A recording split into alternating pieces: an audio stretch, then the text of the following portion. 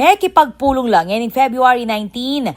Reng opisyalis ng Clark Investors and Locators Association o SILA at American Chamber of Commerce o AmCham kang Mabalacat City Mayor Jel Aquino bang pisabyan ing pamagpalawak ng deployment dareng residente ng syudad kareng niyayaliwang kumpanya kilub ng Clark Freeport Zone at kareng kasiping alugal.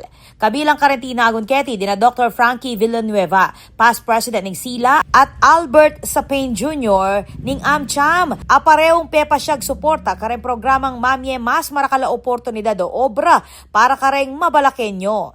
Pisabyan king meeting ing pamagpasikan ng ugnayan ng Mabalacat City LGU at ning business sector bang makagawang mas marakala employment opportunities para kareng residente. Kaya mo naman king pisabyan king job facilitation efforts kalupan ning pamagpasikan king coordination king recruitment, skills matching at aliwa pang job placement initiatives bang mas marakala kwalipikadong kabalen ing matanggap kareng kumpanyang Locators king Clark. Pepasyag nemang mabilog a suporta ng Aquino administration king amanuang plano bilang parti ning kapag nasana niting apatas ing employment rate at ilapiting obra para kareng taga Mabalacat.